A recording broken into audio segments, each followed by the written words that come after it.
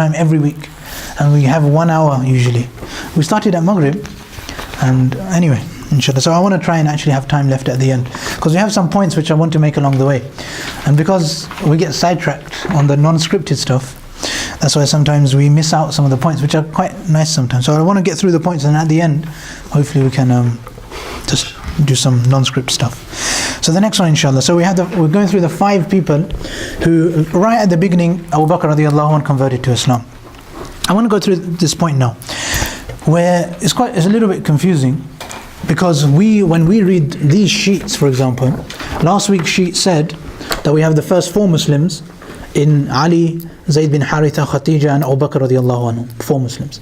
And now here this one's saying that Sa'd bin Abi Waqqas is the 3rd Muslim, is saying that Zubair bin Awam is the 4th Muslim. So these kind of things, they don't always add up. Now, it's very simple to appreciate this.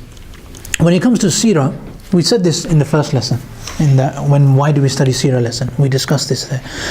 How do we get the narrations? How do we decide what is and isn't from Seerah? So obviously we have books on Seerah. But compared to Hadith, a Seerah book is nowhere near as stringent. The rules of narrating Seerah is not as stringent. So the way that we take most Seerah is, if it's in most of the Seerah books, it's usually accepted to be correct. In terms of Seerah, you don't check whether the authenticity goes back, unless it's something which is very, very important, because it's more of a story. We're trying to picture the life of the Prophet ﷺ. So we take the narrations and put it together. So when you open a Seerah book, very often you're going to get somebody telling you, why do we have 3rd or 4th? Why didn't I decide one of them? Because most of the Seerah books have this written on it. They said 3rd or 4th. And many Seerah books, they'll take the narrations, because when you're looking at a Seerah book, very often the Seerah book will try and give you a picture of Seerah based on narrations. So they'll give you the narration and say, this is what the narration is saying.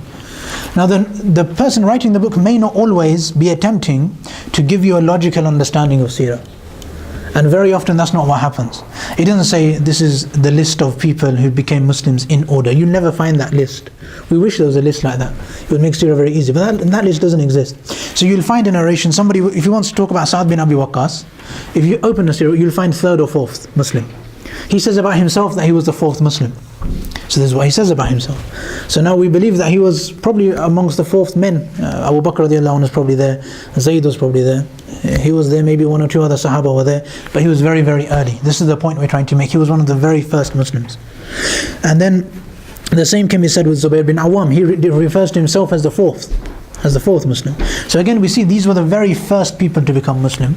But the reasons we don't have a nice, concise order for everybody to easily say, yes, I know the 1st Muslim and the 2nd Muslim and who was the 15th Muslim, is because that's not how the narrations work. The narrations will just say the things of worth noting. It's worth noting somebody being the 4th Muslim. If it says I was the 754th Muslim, you probably wouldn't find that written down, because it's not that interesting. So because otherwise you'll have to find the whole list, you'll have forgotten by then.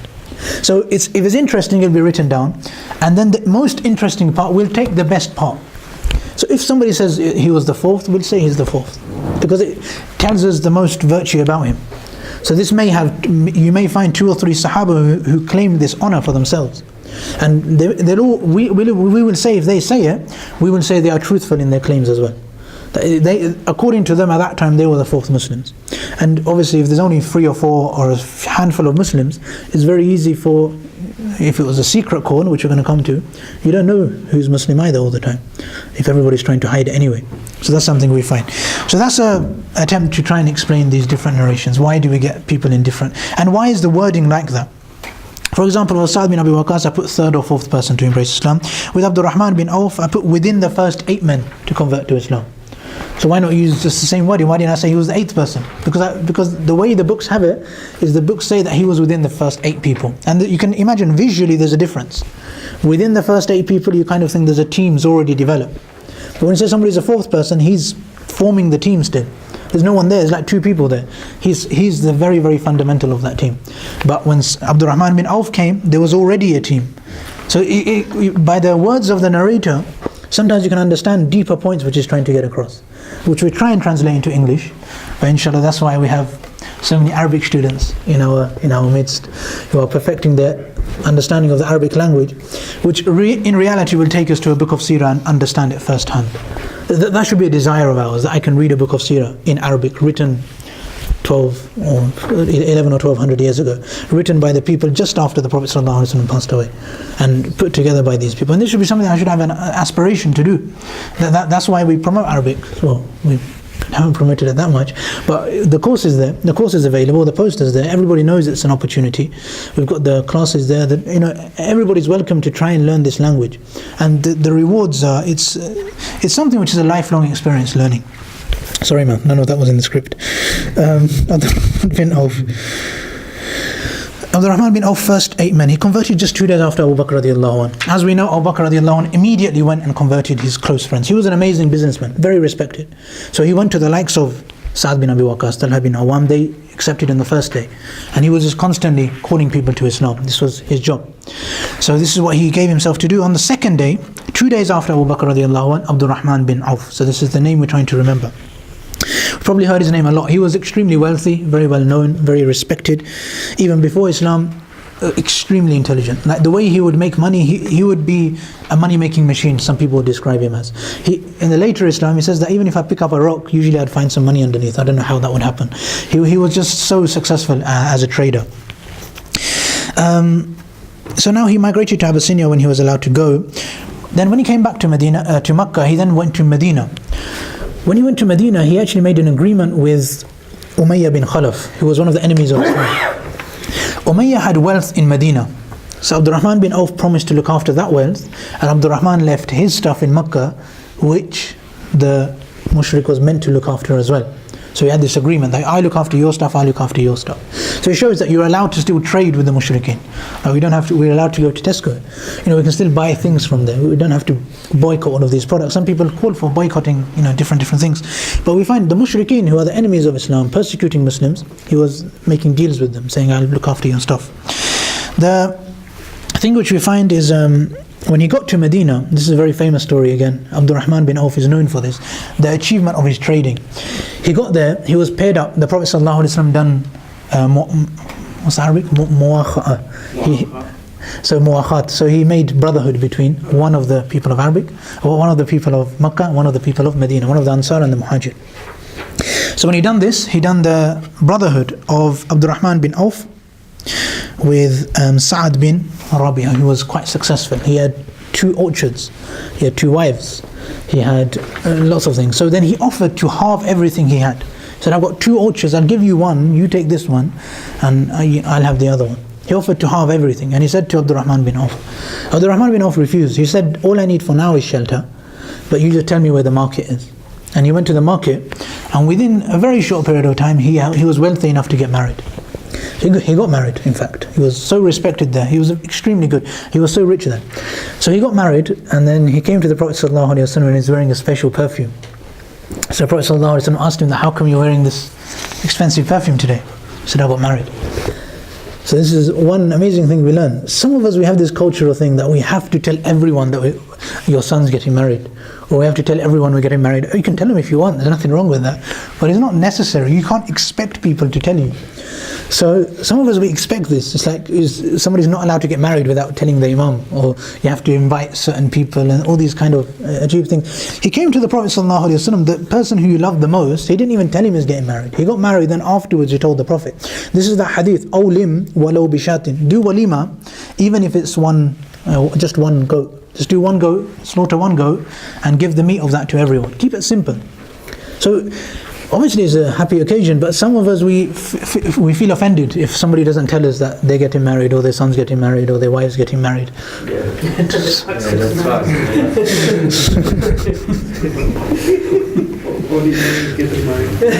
So this is what we learn about this, keeping the marriage simple. And obviously he was extremely wealthy, so if he wanted to invite the Prophet, he could have, but the culture wasn't there. Sometimes we make this an Islamic culture, that the Islamic culture is to tell everyone and make big alarm, so that we can stay away from zina, in case they're walking in the street. This is the reason. Some people give this reason, that everybody should know, otherwise if they're walking in the street, then people will start accusing them. People have brains as well. We have to credit the world with intelligence as well.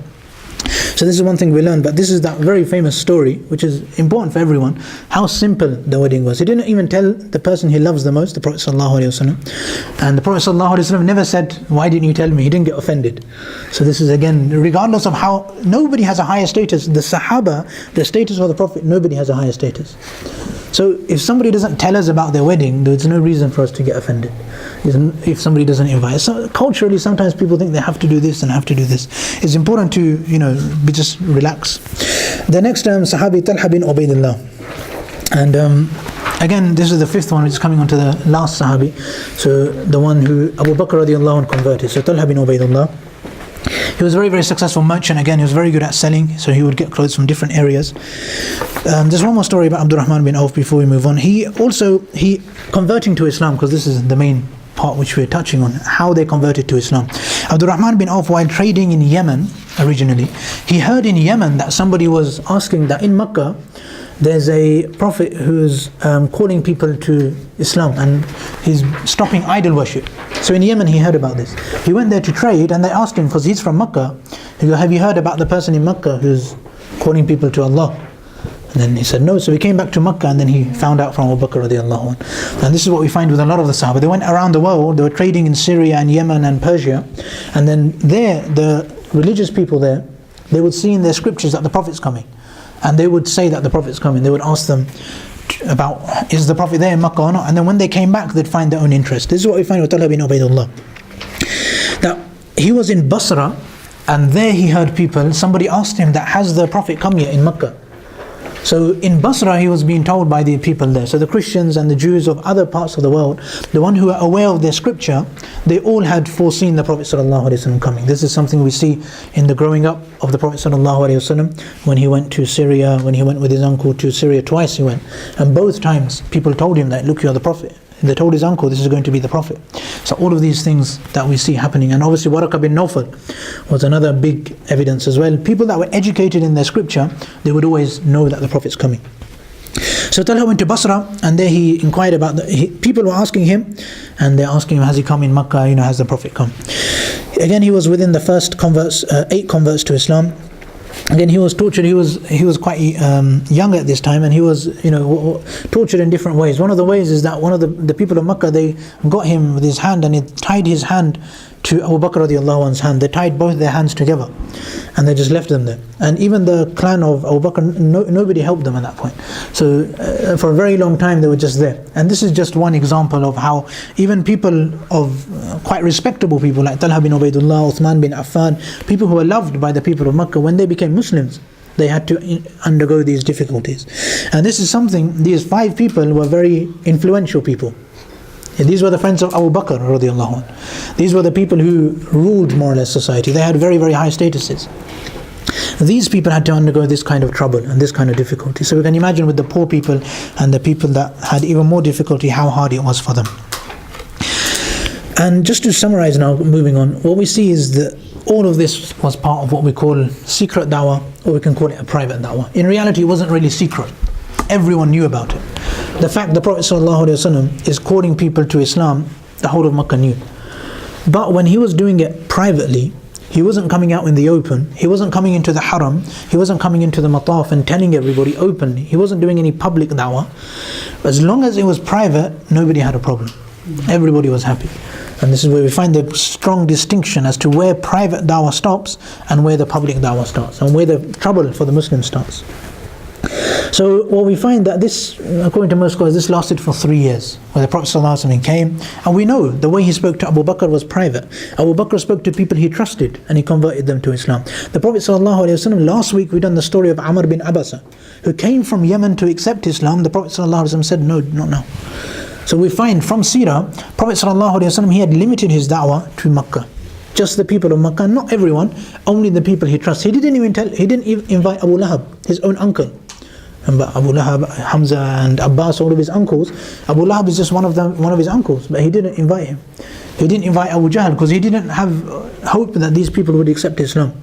So the people he trusted, the people he was close to, he invited them to Islam. This is known as a private call, and it's a very, very important part of the original da'wah. And we learn a lot about these kind of people. Benefits are obvious of this. There's 3 benefits listed here. Number 1, there's no confrontation. you don't have beef, basically. You don't have any kind of problem with the other people. Nobody's going to come and attack you. They don't have a problem with you. You're doing your thing, you're privately worshipping, you're hiding in the mountains and worshipping Allah. Nobody has a problem, as long as you're private. So that's the first thing. There's no violence. The second thing is the chance to learn their faith. They all have to educate themselves. This is where Darul Arqam is established, the house of Arqam radiallahu anh, where the Sahaba would meet and they would teach each other about Islam. What part of the Quran has been revealed, they'll teach them. How to pray Salah, they'll learn there. Many things they learn in the house of Arqam radiallahu anh. And this is really, really important. This develops the Muslims, and this leads on to point 3, where the Muslims are spiritually developed. They're actually ready that when the hardships are going to come, when they do da'wah openly, hardships will come to them. So if they've gone through learning about Islam, if they've gone through the hardships of Islam, if they've appreciated Islam and they realize the value of Islam, then in 3 years when they have to openly go and undergo hardships, it's something they'll be able to tolerate, because they're spiritually ready now. Before they weren't ready. So this 3 years gave them a chance to get ready, and there's many other lessons which we learn, which we'll come to one of them later as well. One basic thing which we learn is that we ourselves, we don't have to always be public in da'wah. Many of our situations are similar to the Makki times. We live in a place where the rulers are not Muslims. We don't have a caliphate here. We don't rule by Sharia law. So we are in the country of the other, so to speak. So we go according to the rule of the land. We don't have to publicly go around giving da'wah to everybody that we meet. This is something is possible. The Prophet ﷺ, when he was in Makkah and the rulers were not Muslims, he was privately given da'wah. He was secretly given da'wah. So this is something even nowadays, when we get the chance we give da'wah, but it's not something you have to always be. So if somebody's living in China and they're not allowed to fast, they don't have to openly make a declaration that I'm going to fast.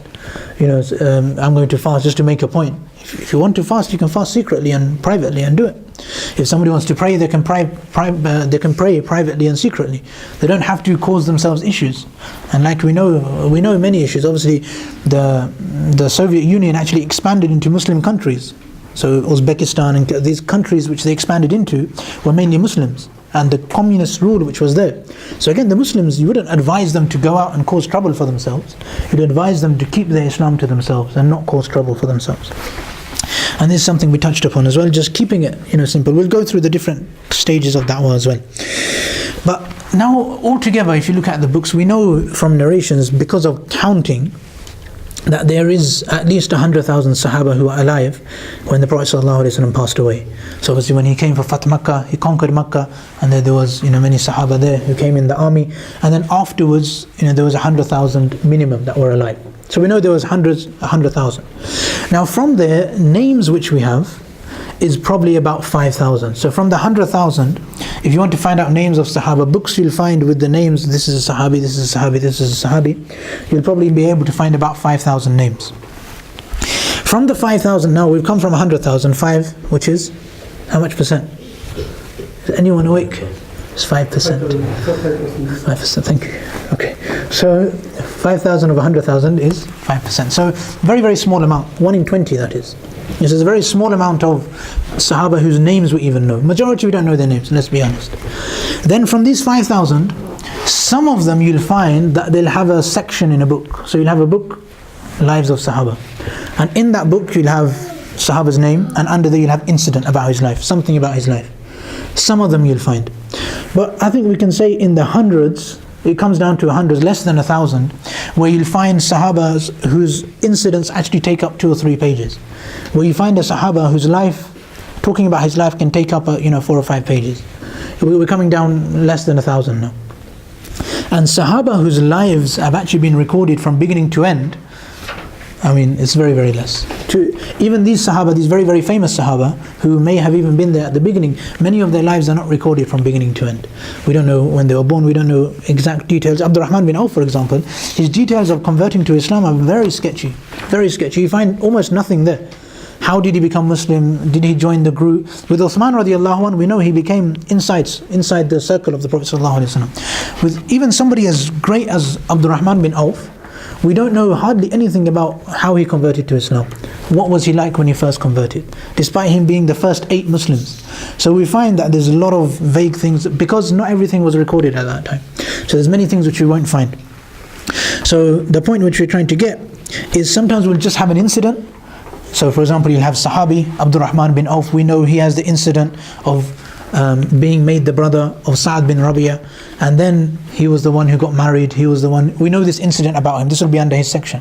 There'll be some Sahaba with just one incident under their name. Some Sahaba, all you know about them is they participated in Badr.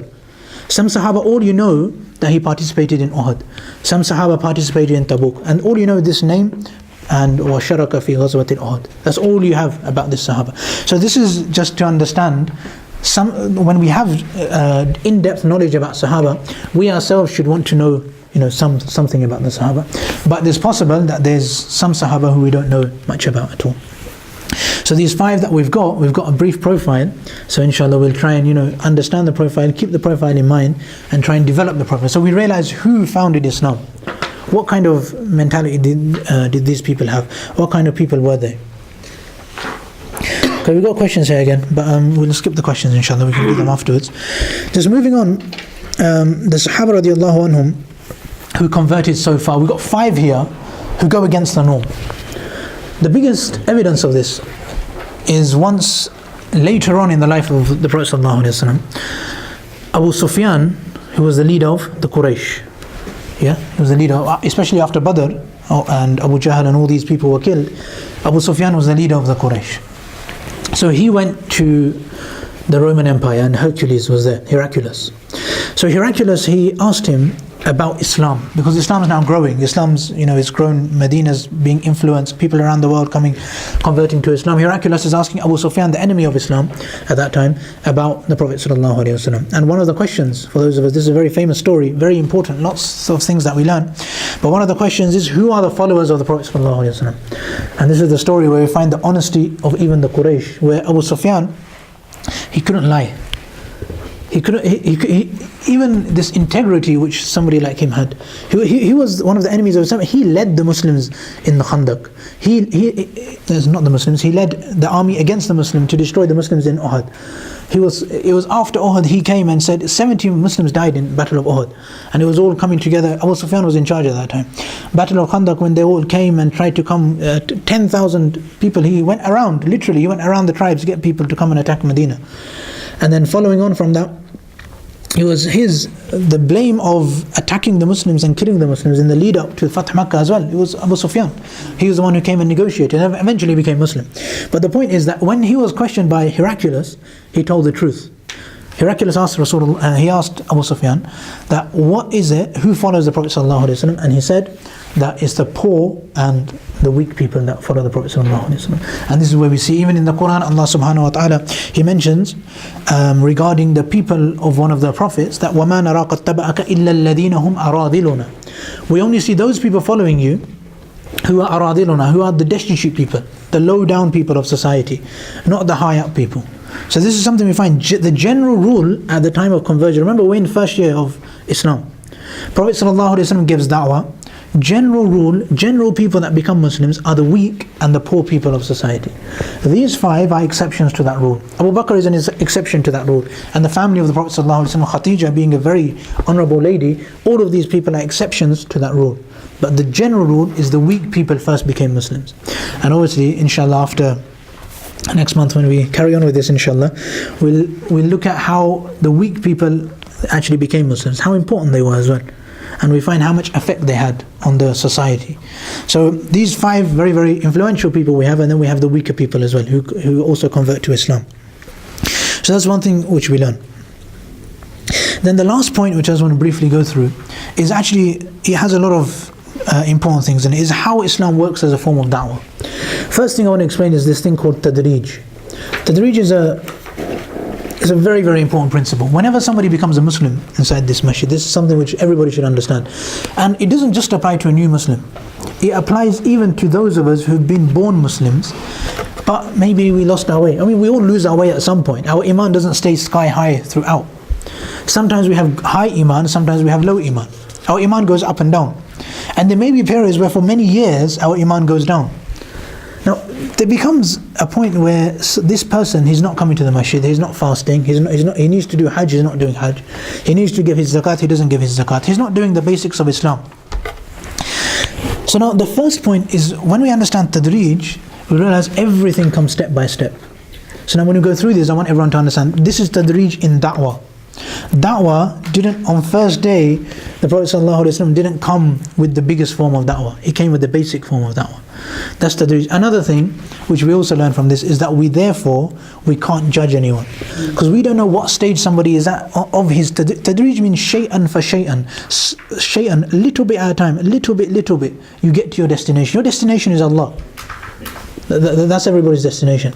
But to get there, you go a little bit at a time. We don't know where everyone is on that journey. We don't know that about anyone else. We only know about ourselves, where we are. So it makes it impossible for us to judge somebody. If somebody's not coming to the masjid, we don't know about what he might be doing on his journey to get to. He may have just started praying Dhuhr every day. And this is his start of his journey. Inshallah, in a week he'll be praying Zuhr and Asr. In 2 weeks he'll be praying 3 Salah. In 4 weeks, 5 weeks. Tadreej occurs, and sometimes we don't know about other people's tadreej and how they may be making their way back to Allah. 5 stages of da'wah. So now keeping these two, number 1, we can't judge people. Number 2, stages, da'wah. Number 1, the Prophet ﷺ came, what we done today, in the first 3 years was a private da'wah. Prophet ﷺ, Amr bin Abbas came from Yemen, said, I want to be a Muslim. He said, you can't be a Muslim now, it's too difficult for you. The Prophet himself didn't give da'wah, didn't allow him to become Muslim at that time. He said, go back to Yemen, come back later. Tadreej, he didn't take it, he didn't say, yes, become Muslim, start praying, join our force, join our ranks. No. The Prophet ﷺ kept it very, very simple. Da'wah at that time was secret. It was private. It wasn't for everyone at that time. So he kept it on this level. So this is what we find. The Prophet ﷺ, he done this for 3 years. This is a valid form of da'wah. All of these stages are legitimate based on circumstance. Depending on what country you're living in, what circumstance you're living in, what your condition is, all 5 of these types of da'wah could apply. And mainly the first 2 are going to apply to us. So we look 3 years, or 23 years, 3 years private da'wah, not going public. Second one is public da'wah. The difference between private and public is, we'll notice when we look a bit more in detail at Seerah. Basically, the Prophet ﷺ comes publicly and speaks to people openly. He doesn't keep it quiet anymore. Now he will openly say that idols are not a good thing to worship. He will openly say it's not a good idea to make the house of Allah and have loads of idols there. So he'll make these kind of things a bit more public. This was the longest.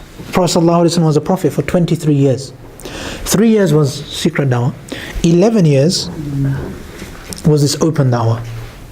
Now there was no military intervention. The ruling, if somebody persecutes the Muslims, you just take it. There's no retaliation at this time. The Prophet ﷺ was boycotted for 3 years at this time. The persecution came, but it was never said to the Muslims that because you're being persecuted you can now take revenge or you can attack or this kind of thing. These 11 years, it was just giving da'wah.